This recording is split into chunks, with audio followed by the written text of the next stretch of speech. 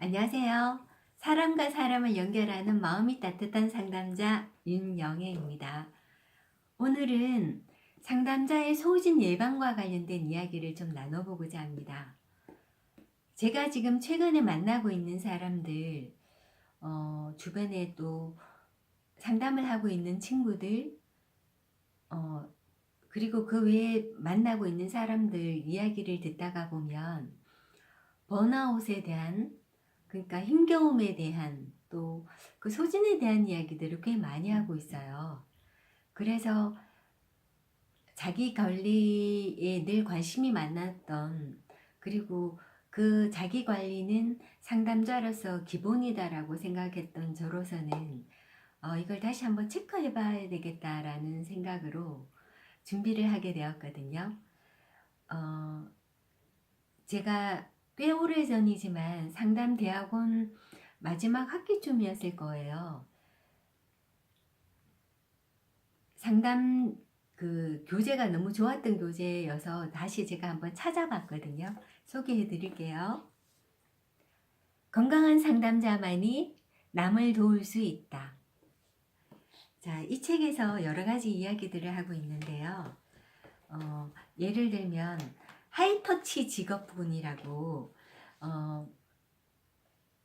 누군가를 돕거나 돌보거나 그리고 봉사를 하거나 가르치거나 또는 치료를 하는 전문직에 종사하는 사람들, 그런 사람들을 돌보는 전문직이라고 표현을 하고 있는데요.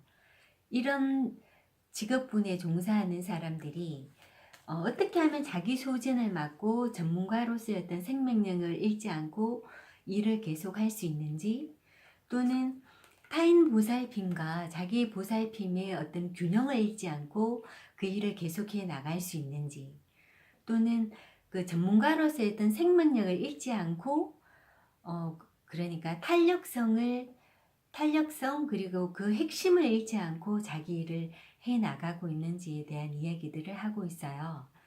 근데 이제 저는 오늘 소진과 관련된 이야기를 하기로 했으니까요. 이 소진과 관련돼서 그러니까 자기 돌봄, 타인 돌봄 균형을 얼마만큼 잘 잡고 있는지 측정하는 그 도구가 있어서 간단하게 소개하려고 합니다. 그 당신의 업무 스트레스 정도는 어느 정도인가를 첫 번째 단계로 확인하는 작업인데요. 문항은 세 가지예요. 첫 번째 문항은 직장에서의 어떤 요구사항에 관련된 문항이고, 두 번째는 내가 그 일을 얼마만큼 통제감을 가지고 일을 하고 할 수 있는지와 관련된 문항이고요. 세 번째는 직장에서 내가 사회적인 지지 수준은 어느 정도인지를 확인하는 문항입니다. 그러면 첫 번째 요구사항과 관련된 문항인데요. 세 개거든요. 제가 불러드릴게요. 이게 1, 2, 3 문항을 예, 아니오에 체크하는 거예요. 1. 나는 매우 열심히 일해야 한다. 2. 나는 과도한 업무를 하도록 요구받고 있지 않다. 3. 나는 내 업무를 완수하기에 충분한 시간이 있다. 이렇게 3문항을 예, 아니오에 체크를 하고 0이나 1이 나오면 요구사항이 낮은 거고 2나 3이 나오면 요구사항이 많은 겁니다. 그러니까 요구사항이 높다고 얘기할 수 있겠죠. 여러분들은 어떠신 것 같으세요? 한번 체크해 보세요. 자, 두 번째 문항입니다. 통제감과 관련된 문항인데요. 이 문항은 5가지로 되어 있는데 1. 나는 많은 반복 작업을 해야만 한다. 2. 나는 창의적이어야만 한다. 3. 나는 새로운 것을 배워야만 한다. 4. 나는 벌어지는 일들에 대해 얘기할 것이 많다. 5. 나는 내 일을 처리하는 방식을 스스로 결정할 자유가 거의 없다. 라고 하는 5가지 문항에 있어서 0에서 2점이 나오면 통제감 점수가 낮은 거고 3에서 5점이 나오면 통제감 정도가 높은 거예요. 여러분들은 하시는 일에서 얼마만큼 통제감을 가지고 일하고 계세요? 한번 체크해 보세요. 그리고 세 번째 문항은 바로 사회적 지지 수준인데요. 1. 나는 협조적인 사람들과 일한다. 2. 나는 내게 사적인 관심을 지닌 사람들과 일한다. 3. 나의 상사는 협조적이다. 4. 나의 상사는 나의 복지에 관심을 지니고 있다. 이랬을 때 나의 사회적 지지 수준이 점수가 0에서 1이 나오면 낮다. 그리고 이 지금 0과 1 점수는 예, 아니요에 체크했을 때 그걸 말하는 거예요. 그리고 2면 보통 3, 4 정도면 사회적 지지 수준이 높다고 볼 수 있는 건데요. 예를 들어서 우리가 요구사항이 많고 그리고 통제감 수준이 낮고 사회적 지지 수준이 낮다면 직장에서 굉장한 스트레스를 경험하고 있는 거겠죠. 그리고 이 요소별 점수가 극단적일수록 여러분의 스트레스가 조금 더 커진다고 볼 수 있는 거고요. 세 부분 모두에서 긴장을 만들어내는 상황일 경우 그 업무는 대개 스트레스가 아주 높다고 볼 수 있겠죠. 이것들을 체크해 보시고요. 그리고 마지막으로 하는 건 여러분들이 하고 있는 업무와 관련돼서 그 스트레스 수준을 적어보는 거예요. 적어보고 정리를 하면 내가 지금 어떤 수준에 있구나라는 걸 조금 더 확실하게 확인할 수 있겠죠. 저 같은 경우에는 이거 지금 하면서 체크를 한번 해보니까 그 요구사항이 수시로 변하고 그 정리를 해야 될 서류 작업이 너무 많아서 그리고 또 이런 것들이 수시로 막 이렇게 이거 했다가 저거 해달라 저거 해달라 이런 요구사항들이 많았던 어떤 것들이 이것이 내가 꽤 스트레스가 된다고 생각했구나 라는 거가 다시 한번 확인을 하게 된 것 같고요. 그리고 저희들 상담자들 같은 경우에는 보통 프리랜서로 일을 하는 경우가 많았기 때문에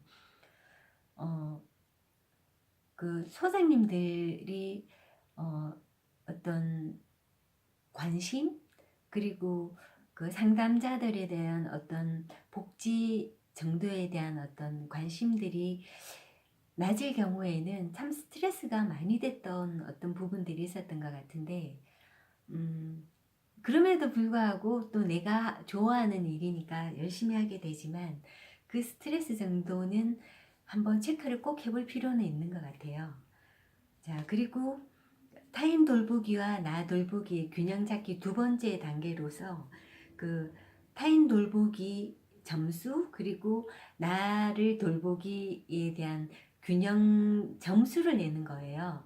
그러니까 예를 들면 그 타인 돌보기 점수가 만약에 한 70, 80이 되고 나 돌보기 점수가 뭐 한 20, 30 정도가 된다면 이렇게 불균형을 이루고 있는 거잖아요.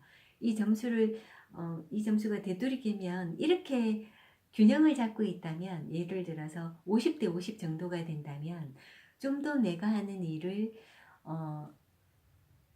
좀 더 적극적으로 할 수 있겠죠. 그렇게 이 균형 정도의 어떤 점수를 낸 다음에 내가 타인을 돌보는 일에 있어서 이거 과도한 때는 언제인지 다시 이런 것들을 체크하고 정리해 볼 필요가 있는 것 같거든요. 저 같은 경우에는 쉬는 시간 없이 일을 하는 경우가 꽤 많았던 것들을 다시 한번 확인할 수 있었는데요. 내담자들 이야기를 듣다 보면 50분이 한 회기인데 보통 그 다음 그 내담자가 정시에 오기 전 10분 정도는 보통 쉬는 시간을 가지거든요. 근데 10분 쉬는 시간을 제가 내담자들이 할 이야기가 너무 많거나 조금만 더 하면 통찰이 올 것 같은데 라고 생각이 들었을 때 보통 제 시간을 많이 내담자에게 할애를 하느라 쉬는 시간이 별로 없이 일을 했었던 것들이 다시 생각이 좀 나더라고요. 어, 그때그때마다 꼭 필요할 때도 있었지만 이게 어찌 보면 어떤 일의 균형을 갖기 위해서라도 자기 돌보는 시간, 쉬는 시간은 꼭 필요하구나라는 걸 조금 다시 한번 확인하는 시간이었던 것 같은데요. 이렇게 자기 돌보는 시간, 그리고 자기를 체크하는 그 시간들은 꼭 필요한 것 같은데, 예를 들면 저 같은 경우에는 보통 아침에 자고 일어났을 때 아침 일기를 꼭 썼던 것 같아요. 아침 일기를 침대맡에 꼭 항상 메모지, 그러니까 노트와 필기 도구를 두고 꿈이 기억나면 꿈 일기를 쓰기도 하고, 그리고 그렇지 않은 경우에는 생각나는 어떤 것들을 적기도 하고 보통 일어나게 되는데, 일어날 때는 침대에서 뭐 스트레칭을 하고, 그리고 이렇게 몸틀기도 좀 하고 일어나면서 제가 지금 한 1년 반, 1년 7개월 정도 전부터 108배를 하기 시작했어요. 저는 실제로 종교는 기독교인데 명상이나 선수행에 대한 관심이 많아서 108배를 하기 시작했고, 또 뒤이어서 보통 명상을 하게 됐는데, 이런 어떤 시간들은 저는 제 자신을 돌보는 시간이었다라고 생각이 되고요. 108배를 계속 했을 때 어떤 장점들이 있었어요. 그 신체 감각 그 확인이 조금 더 감각적으로 조금 더 빨리 되는 어떤 그 효과가 있었던 것 같고요. 그리고 그 나에 대해서 이렇게 조금 더 깊이 볼 수 있는, 그리고 내 몸을 조금 더 그 건강에 대해서도 좀 더 체크하고 확인하는 어떤 시간들을 가지게 됐던 것 같은데, 제가 또 운동도 일주일에 3일 정도는 꼭 하는 편이거든요. 1시간 이상 꼭 운동을 하게 되는데, 운동과 108배는 조금 다른 부분들이 있어요. 그러니까 명상 선수행과 조금 더 관련이 있다고 보는데, 저 같은 경우에 상담을 하면서 이런 자기 돌보기 시간을 가지지 않았다면 제가 10년 이상 이렇게 꾸준히 상담을 정말 즐거운 마음으로 이 일은 내 일이야 라고 할 수 있었을까라는 조금 의문이 들기도 하거든요. 상담이라고 하는 일, 그리고 또 남을 돌보는 일들이 그렇게 결코 만만한 일은 아니었던 것 같은데, 그렇게 나 자신을 돌보고 그리고 남을 돌보는 거에 대한 어떤 균형 감각을 잃지 않으려고 늘 애써왔던 부분들이 조금 더 도움이 되지 않았나라고 생각이 들고요.